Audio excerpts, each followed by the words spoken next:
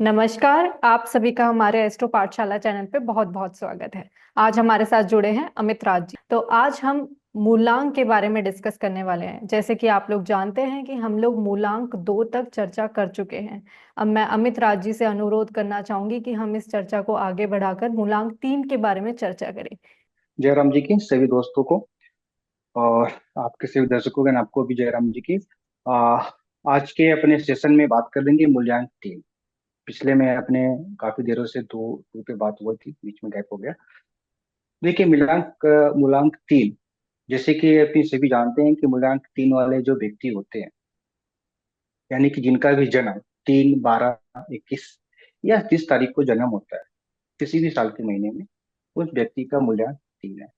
सभी लोग जानते हैं, बट इनकी बार भाव और इनकी रुचि किस क्षेत्र में ज्यादा होती है, किस ग्रह के इन पे ज्यादा प्रभाव होती है, ये समझना हम लोगों के लिए जरूरी है। क्योंकि मूल्यांक तो सभी जान जाते हैं कि हाँ, हमारा जन्म अगर 3 तारीख को हुआ है, 12 तारीख को हुआ है, तो ये मेरा मूल्यांक हो गया। लेकिन ग्रह के ज्योतिषी के हिसाब से देखें तो इस व्यक्ति का व्यवसाय क्या होना चाहिए, बात विचार में ये कैसे होते हैं, ये फैमिली में रिलेशन में कैसे होते हैं, दोस्त यारी में कैसे होते हैं, या इनके लिए कौन सा साल महीना अच्छा होता है, कौन सा दिशा अच्छा होता है, ये सारे मूल्यांक तीन आले के लिए जानना जरूरी होता है। यहाँ तक कि आज के डेट में मोबाइल का जमाना है, तो ये भी सोचने में पड़ जाता है कि कौन सा मोबाइल नंबर लें ताकि उसका मूल्यांक क्या हो। डिफरेंट समय के साथ कुछ ना कुछ एडिशन होते रहता है। तो आज के डेट में 15-20 साल पहले से आज तक कोई लोग नहीं सोचते थे कि मोबाइल नंबर क्या है, चाहे व्हीकल नंबर क्या होना चाहिए, या घर नंबर क्या होना चाहिए। इस सारी चीजों को देखा जाए तो अब ज्योतिष डे बाई डे कुछ अपडेट होते जा रहे हैं, और हम लोग समय के अनुसार और लोगों को आगे बढ़ने के लिए कुछ प्रैक्टिकल लाइफ को देखकर, कुछ गुरुजनों के बातों को देखकर ये सारी चीजें इकट्ठे होते हैं, फिर हम लोग उसको चढ़ते हैं। बात आ जाती है मूल्यांक तीन वाले की क्या है। मूल्यांक तीन वाले यानी कि टीचर के रूप में होते हैं। अगर ग्रह की बात करें तो ये गुरु इनके स्वामी होते हैं। वैसे ही जिन व्यक्ति का मूल्यांक तीन है, उनके ऊपर भगवान बृहस्पति का या गुरुदेव का बात करें तो गुरु ग्रह का इन पे ज्यादा प्रभाव रहता है। यानी कि ग्रहों के जो गुरुदेव है बृहस्पति, इनके प्रभाव से ही ज्यादा प्रभावित रहते हैं। ये ज्ञान की बातें ज्यादा करते रहते हैं, इनकी ज्ञान की रुचि रहती है, समझने की, पढ़ने की, विद्या की रुचि ज्यादा, ग्रहण करने की ज्यादा रुचि रखते हैं। इनकी कामकाज में भी देखेंगे तो बहुत ही सरल ढंग से ये आराम से काम करते हैं, सोच समझ के काम करते हैं। और क्योंकि ये विद्या और के कारक इनके रहते हैं, तो ये लोग कोई भी काम को साहसी रूप से, अनुशासन प्रिय होते हैं, महत्वाकांक्षी ज्यादा इनके अंदर में देखी जाती है।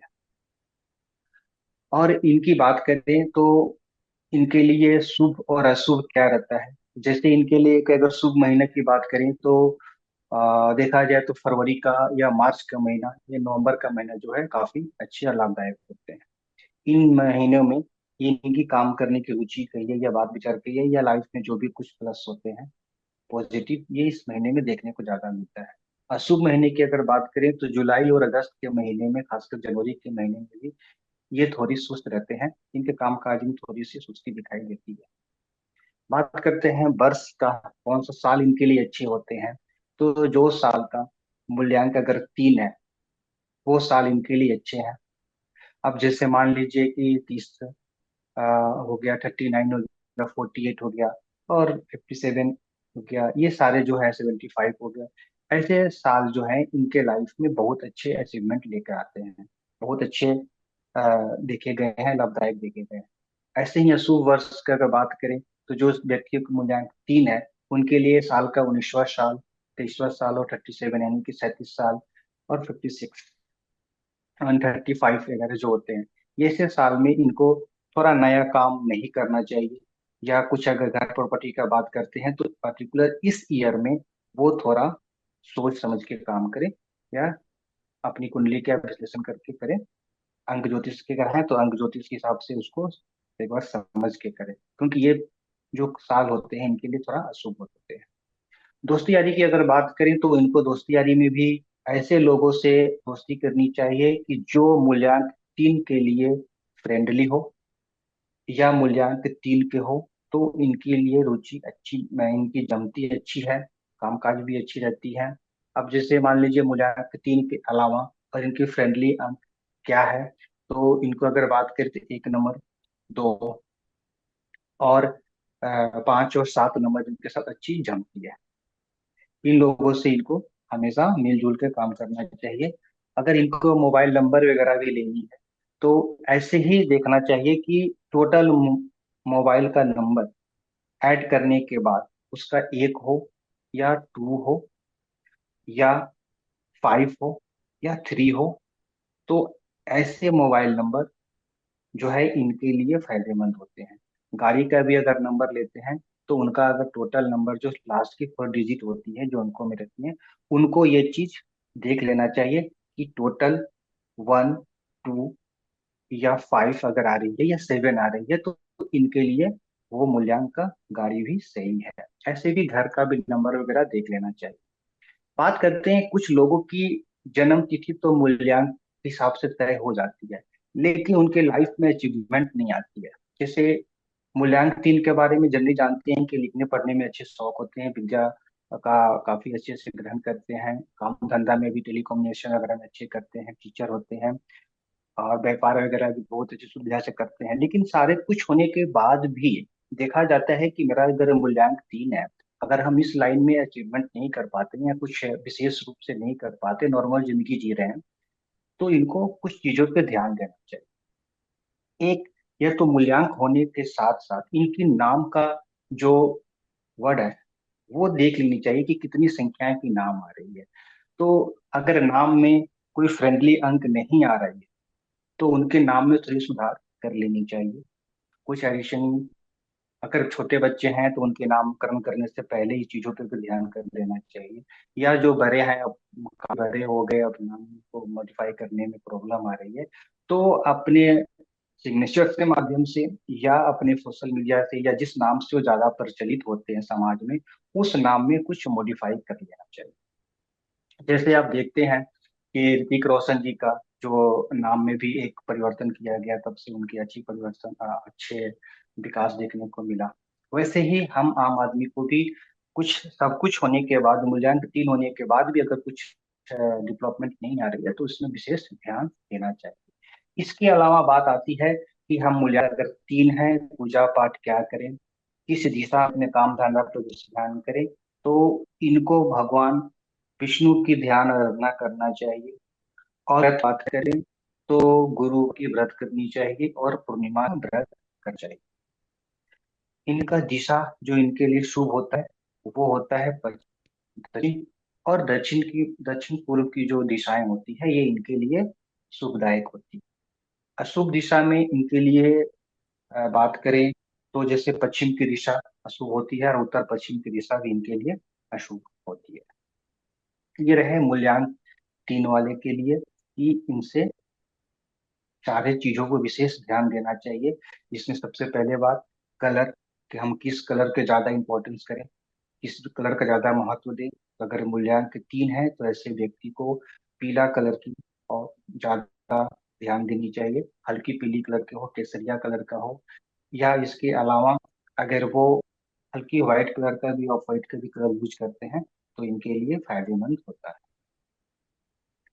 और दिशा की बात करें, मैं बढ़िया हूँ कि इनके जो अगर मूल्यांक 3 है तो दक्षिण पश्चिम दिशा करना चाहिए। लिखाई पढ़ाई व्यवसाय की बात अगर करें तो ये अगर टीचिंग लाइन में उतरते हैं तो ज्यादा अच्छी बात करते हैं, काम कर पाते हैं। ई कॉमर्स लाइन में भी वो उतरे तो अच्छा है। आभूषण का काम अगर ये कर सकते हैं, ऐसे लोगों को देखा जाए तो इनकी प्रतिभा एक अलग ही होती है।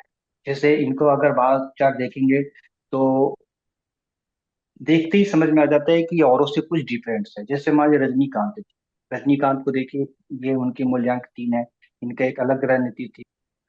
अब वैसे ही अगर देखें तो गोविंदा का, ये भी एक अलग ही ने कॉपी पेस्ट में नहीं करते, जो भी अपने अपने क्रिएट से करते हैं, ये तो इनका चलता है। महर्षियों की बात करें तो रामा महर्षि जो जो थे ये भी मुकुट मूल्यांक आते हैं। जो उनको देखा गया, अलेक्जेंडर को देखिए, ये भी मूल्यांक 3 से है। ऐसे व्यक्ति एक अलग प्रतिभा के लिए रहते हैं और विशेष करके उसमें अपनी खुद की एनर्जी लगा के, खुद की विद्या करेंगे, खुद की रिसर्च करके चलेंगे।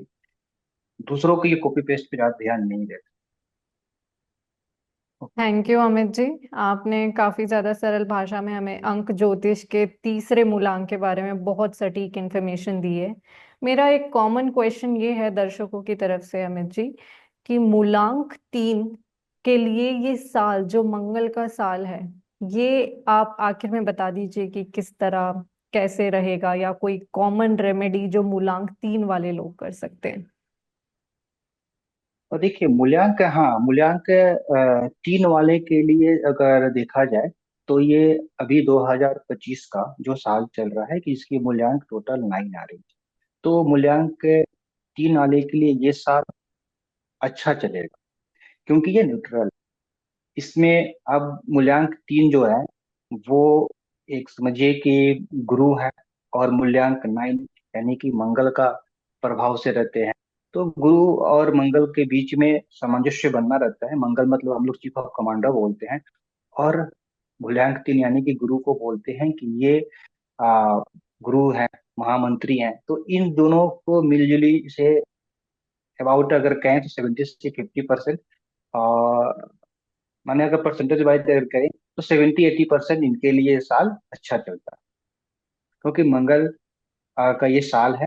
और मूल्यांक 3 वाले के साथ मित्रता इनकी रहती है, ना ज्यादा शत्रुता रहती है, मित्रता रहती है, नॉर्मल रहती है।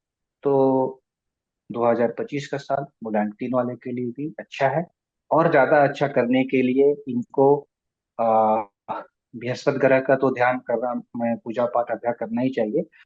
और बृहस्पतिवार के दिन अगर वो केले के वृक्ष में थोड़ी सी गुड़ और चने की दाल अर्पित करें, और भगवान विष्णु के ध्यान करें, हनुमान जी के मंदिर में अगर वो प्रत्येक मंगलवार को अगर जाते हैं और विनती वगैरह करते रहते हैं, तो ये साल उनके लिए बहुत अच्छी और लाभदायक।